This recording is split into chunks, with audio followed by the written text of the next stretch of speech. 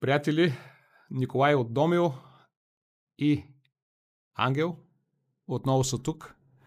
Здравейте! Искаме да продължим нашите размисли на тема управление на имоти. Анца, ще си позволя да ти кажа Анца, защото се познаваме от много години. Разбира се. Последните няколко години покрай бума на строителството в България се забелязва една тенденция. Много от завършените, въведени в експлоатация сгради, всъщност в голяма степен имотите стоят неизползвани. Да. Заключени, тъмни прозорци. С какво професионалното управление на имоти може да помогне да се раздвижат тези имоти, тъй като това не е добре в много аспекти, ограничава предлагането на пазара. От гледна точка на собственика всъщност, какво се случва? Има едни затворени пари. Да, с времето стойността на имота може би се покачва към днескашна дата, но оттам насетне ти дето му казваше в предната ни среща пропуснати ползи. Да. Аз наистина, Ники, не знам дали съществува друг пазар и на друго място, където да има толкова много, аз ги наричам празни апартаменти. За мен това е абсолютен парадокс и съм шокиран, че така си съществува този пазар. В друг подкаст Ники ти ме пита и част от отговора ми тогава беше колко е важно неоползотворената полза. Начинът, по който съм си разгърнал бизнеса, е такъв, че всеки път, когато имаме сделка и затваряме сделката, подготвяме имота, ако той е готов, пак казвам. Ако сме купували имоти, които са готови да се отдадат под наем, защото много често, особено последните 5 години, купуваме имоти, в които те първо започваме да вършим много работа, но назад във времето, когато сме купували имоти, които са годни, т.е. няма работа по тях, могат да се изкарат на пазара, нямаме право да ги изкарваме на пазара, докато не сме собственици, разбира се. Подготвили сме целия маркетинг, всичко е заредено и в деня, в който разпишем, вечерта го изпускаме под наем. Тоест, не се губи дори и ден. Това е моята логика, това е моето разбиране. Това е начина да максимайзна профита. Това е моят начин да увелича шанса за по-голяма печалба. И пак казвам да няма вейканси. Затова използвам думата шок. Аз съм шокиран, че тук има толкова много празни имоти. Няколко причини са. Една от причини според мен е липса на, аз ще го нарека финансова култура, но имам преди финансова култура свързана с имотите. И не виня хората, които са го направили, защото те нещата са доста свързани. Когато нямаш култура на инвестиране в имоти, а пак казвам, такава в България се създава се последните няколко години. Единичните примери не ги броя. Това не са професионални инвеститори. Това се, Запад ги нарича случайни инвеститори. Някой е получил наследство, един имот и последните хикс години го дава под наем, това е случайен инвеститор. Някой е живял в малко апартаментче, купил си по-голямо или къща и е оставил първия, това отново е случайен инвеститор. Това не е осъзнат инвеститор, който прави стъпка с ясната разбиране, че ще гради, пак казвам отново, рентопортфолио.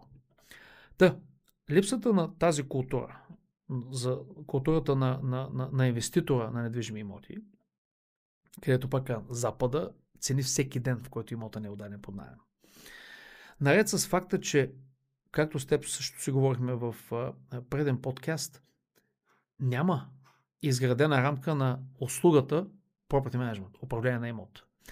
Тоест, ако има първо разбирането, че аз затварям сделката тук след 20 дена, вече трябва да започна да търся какво ще правя след това нещо. Ако го купувам по БДС този имот, вече трябва да почна да вземам цени евентуално. Ако разбира се, продавача ми даде, най-вероятно ще ви даде, да почна да вземеш. Разбира се, да вземе размери, да вземе цени, за да може в момента, в който затворим имота, да вкараме майсторите. Нали? Това е една перфектно организиран процес. В момента, в който се затвори сделката, вкарваш майсторите. Правят каквото правят, отнема колкото време отнема. 1, 2, 3, 6 месеца вече зависи. Разбира се, колкото по-малко, толкова по-бързо започваш да вземаш наем. Толкова по-бързо започваш да избираш тази инвестиция. Наред с това да търсиш майстори, надявам се, че преди това си свършил работа с брокери, правилни брокери, които могат да направят добър пазар на анализ на наемния пазар. Ако купуваш имот, който не е по БДС, който е готов да се живее, тогава 20 на дена или колкото 30 дена преди това започваш да търсиш кой ще го управлява този имот, за да може да го изкарате на пазара веднага като излезе. Затова в Домио направихме отдел, който се занимава изрично с довършителните неща.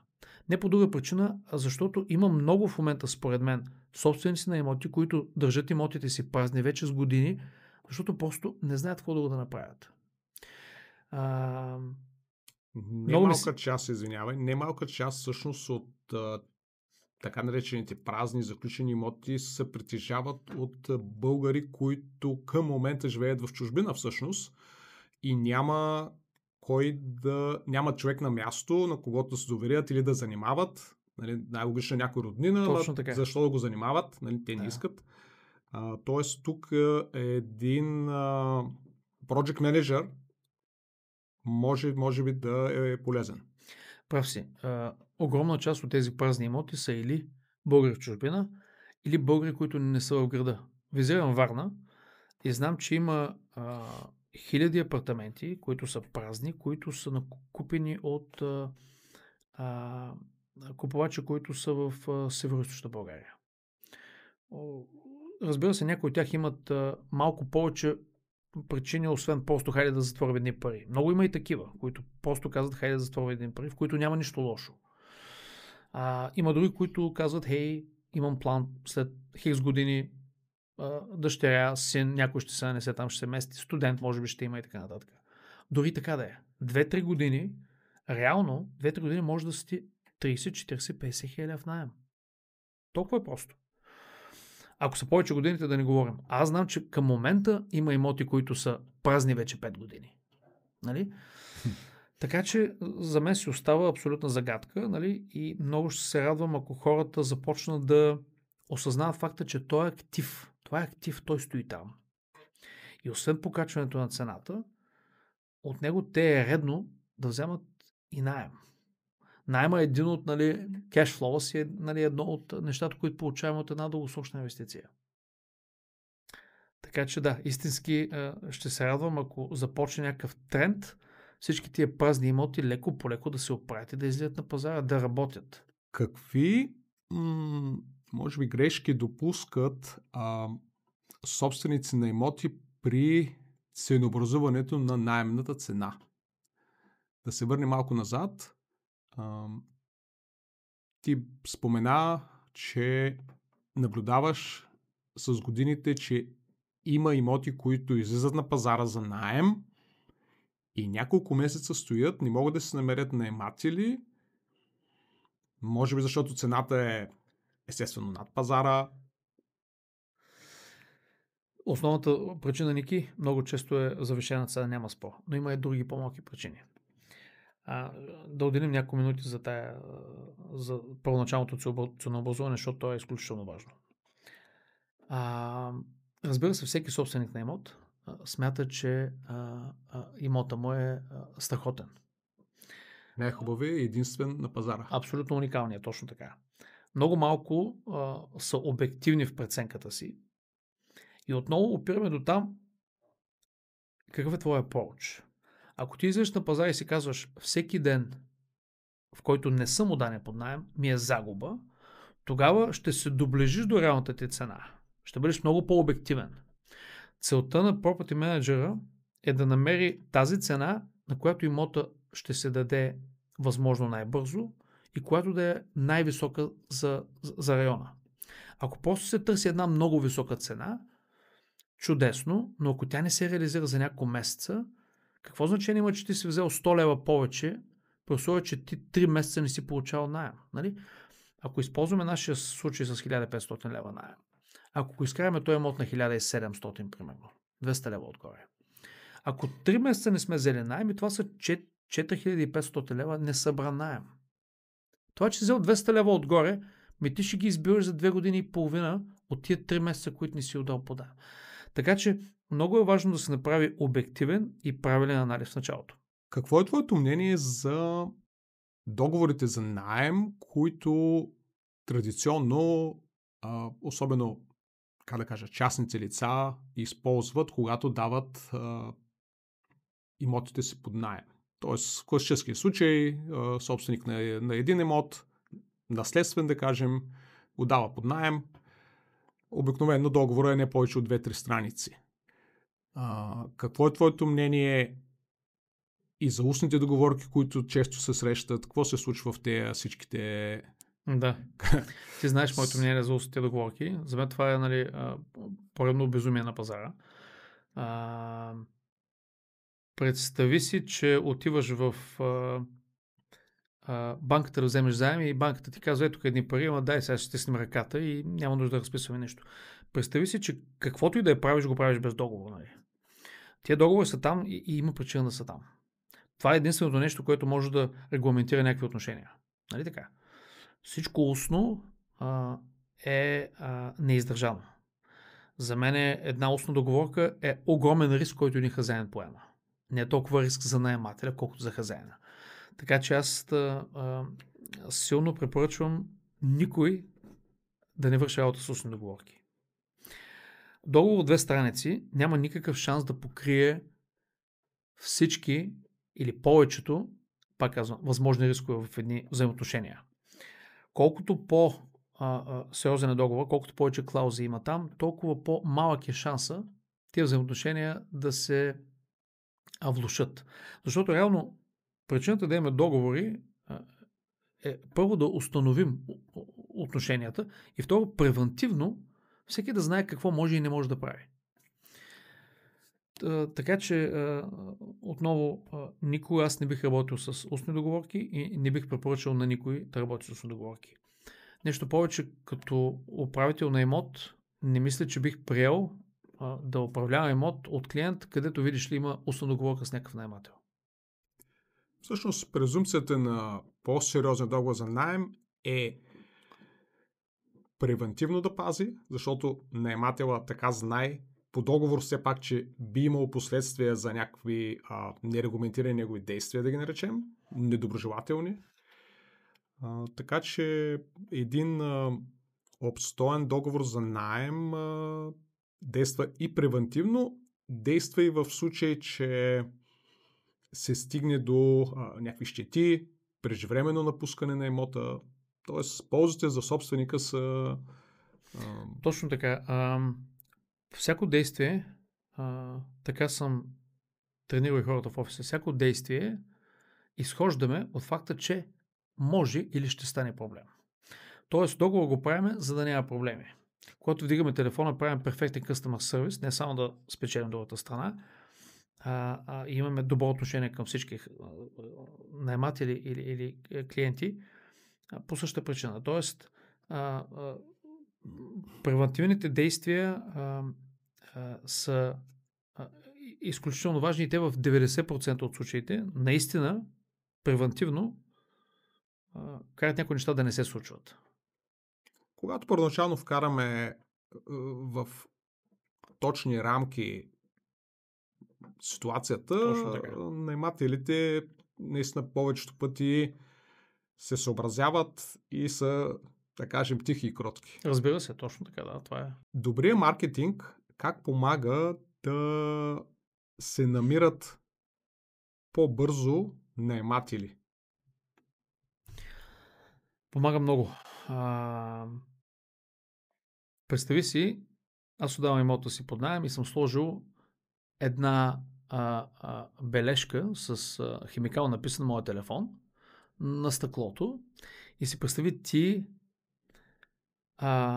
обявяваш имота в, примерно казвам, 10 онлайн платформи, плюс социални мрежи, плюс професионално направена табела на самия обект, плюс, може би, directional sign, който да е някъде близо до обекта. Това визирам най-вече къщи, които са извън градовете, където слагаш стрелкичка тук, стрелкичка там и първата стрелка ти от главен път, да речем. Нали? Разликата от земята до небето. Правилният маркетинг и агресивният маркетинг са разликата между това един имот да стои на пазара 3 месеца или 3 дена. Нали така? Може да са два еднакви обекта, на еднаква цена, с еднаква завършеност, еднакво луксозни. Ако един се маркетира агресивно, той ще удари много по-бързо. Затова винаги съм ценял много property management компании, които имат агресивна и солидна маркетинг кампания. Кога и защо един собственик на имот е добре да се довери на професионалист при управлението на имота? Какви собственици на имоти? Да, добре е един собственик на имот, инвеститор, да се довери на фирма за управление, ако той или тя или те си ценят времето. Ако не си го ценят, нека да си го управляват сами. Това, което Property Management компанията прави, е да освободи време на собственика да се радва на плодовете на труда си. Всичко останало е робуване, така го наричам аз. Малко е силна думата, но аз така го разбирам. Когато аз започнах да градя мое портфолио от имоти под наем, аз реших, че до първите 12-15 имота ще ги управлявам сам. Нещото исках. Напротив, аз отрано вярвах, че моето време там, времето ми в управление на имота, занимание с наемателите, не е толкова ефективно. Не е ефективно въобще, но исках да го направя, за да се потопя. За да го правя и го правих, може би там колкото съм го правил. 2 години, може би, докато назнача първия работник, който да управлява портфолиото. За да съм потопен изцяло и да видя, нали, всичките проблеми вътре. Но причината да направя Property Management компания в началото беше да управлявам моите активи. Моето твърдо вярване, че моето време е по-ценно от това да занимавам с наемателите ми. Така че преди всичко останало, хора, които ценят времето си, истински смятат, че инвестицията е там, за да им служи, а тя им служи само тогава, когато те не робуват. А те могат да не робуват само когато има някой друг да върши работа. Таксите за property management са сравнително ниски, в рамките на 10%, нали, което на наемите, на фона, нали, на наемите, особено пък казвам за хора, които искат да градат по-големи портфолия, на никой не препоръчвам сам да управлява имота си. Препоръчвам да се фокусират върху акумулирането на още активи, на още имоти и на това да се наслаждават на времето си. Какви са признаците, че даден собственик на имот не се справя оптимално с управление на собствеността си? Един признак за мен е, ако собственик на имот стои вече на пазара месеци. Това като го видя, истински така ми идва дига телефона този човек да му кажа, човек, нали, вече 45 дена си на пазара, до сега да беше събрал 2000 лева наем, примерно. Това за мен е един признак. Ако си на пазара повече от 30 дена, 40 дена, друг признак за мен е, ако имаш несъбран наем. Никой не може да си позволи да не събере наем. Да, ако един наемател се обади, има наистина някаква лична ситуация и каже, хей, имам личен проблем, ще закъсня с наема този месец. Съм съгласен, че може да се направи подобен реверанс веднъж. И то само ако този наемател вече с нас 6 плюс месеца. Ако това случи на втори месец, това е абсолютен червен флаг за мен. Втори, трети месец, отговор е не. Стартираме евикция. Ако това се случи на 7, 8, 9 месец, разбира се, нали, влизаме в положението, но влизаме наистина веднъж. При втория подобен реквест, аз обещавам, че след първия ще последва втори. Въпрос на време. При втория подобен реквест, Property Manager трябва да е много твърд и да покаже, че това е било изолиран случай. Когато видиш ли преди 2-3 месеца, му е позволено да закъсне там с 10 дена, 15 дена. Защото Homo sapiens така сме устроени, че ако веднъж видим, че някой ни подава ръка, ще търсим тази помощ няколко и по-напред. В България има хубава приказка, Ники, за това. Подай ми пръста да ти изям ръката, да ти взема цялата ръка. Така че с реверанса относно наематели трябва да сме изключително деликатни и пак казвам, обикновено да го правим само веднъж, в знак на някаква човечност. Как се изгражда доверието между собственик на имот и property менеджера? Ники, както с едно приятелство, ако щеш, или с едни взаимоотношения в служба. Било то между двама колеги, било то между шеф и работник.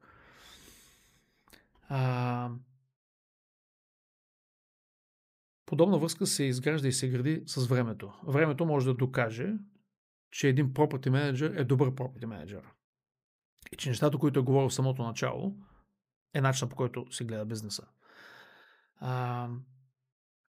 Във времето property менеджер трябва да покаже, че интересът на клиента му, т.е. на хазяина, е преди всичко останало. Това в тази индустрия за мен се показва по няколко начина. Единият начин е навременно плащане на наема. Тоест, обикновено наймите ги получаваме там между първо и пето число, стейтменти се оформят и се плащат към клиенти между 10 и 12. Тоест, винаги навременно, обикновено в една и съща дата, буквално казвам, примерно на всяко 10-то число, се получава парите по банка и се получава стейтмента на имейла. Ако има закъснения, също навременно известие. И разбира се, предлагаме екшен план. Какво следва от тук нататък. Различни клиенти имат различен комфорт за това, когато има някакъв ремонт да се прави, до каква сума дават зелена светлина на property менеджера сам да вземе решение и след каква сума да търсят тяхното съгласие. Клиента ни винаги трябва да е уведомен за всичко, което се случва. И когато минат 6 месеца, живота здраве една година, и клиента се обърне назад и по всяко едно време е бил в контрол на имота си, макар и пасивно, това значи, че property менеджер се свърши добре работа. Когато имаме 12 събрани найема, когато имаме, примерно казвам, 2-3 maintenance request-а, които property менеджера явно се е справил чудесно, с това, че имат техници, които ползват от дълго време, с това, че цените са добри и така нататък. И с това, че най-вече е решено бързо, наемателя е там. Така се гради, като всяка една друга връзка, по този начин се гради едно доверие между двете страни. Целта на property менеджера е не само да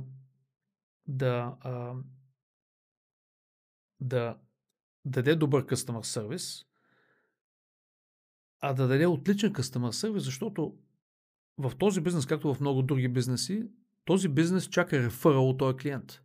Така че клиентът ти ще ти доведе следващия клиент само ако той е много доволен от теб.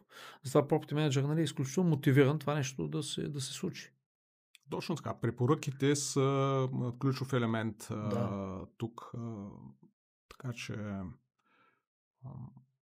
както ти много добре го каза, дългосрочно, с времето, клиентите разбират дали си качествен, дали това, което си му обещал, го изпълняваш. Точно така, да. Съвестно ли си изпълняваш задълженията.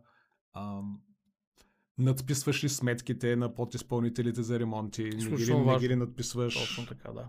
Значи в тази връзка за ремонтите даваме винаги възможност на клиент, когато разписваме Property Management Agreement с клиент, ако той или те имат майстор, които искат да ползваме, ние ползваме само тях.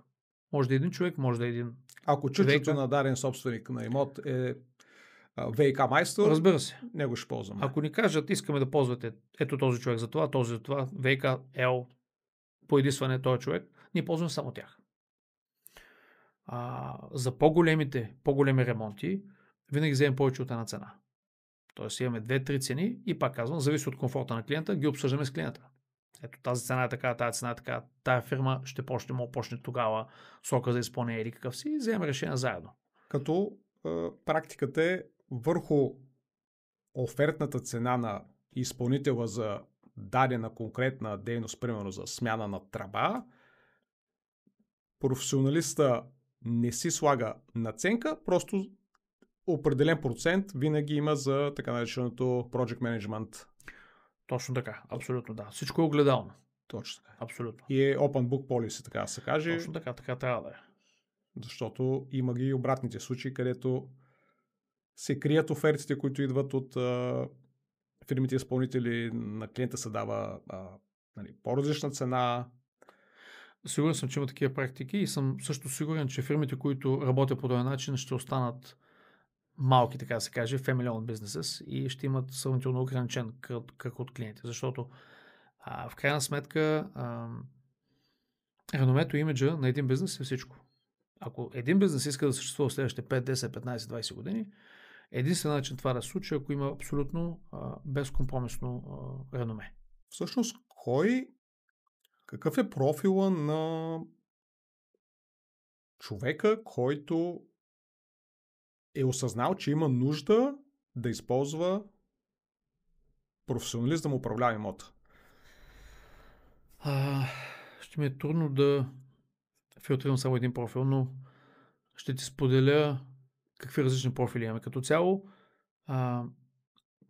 това са хора, които масово са надскочили, аз ще ги нарека, основните си жизнени нужди. Хора, които са в етап на живота си, където осъзнават, че ако до вчера са работили здраво по това да градят кариера или бизнес, той идва момент, в който трябва да започнат да жънат плодовете на труда си. Купуват активи, почват да пътуват повече, почват да прекарат повече време с семействата си. Това, което и ние искаме от тях. Това, което аз искам за себе си. Това, което аз искам за себе си, искам и за клиентите ми.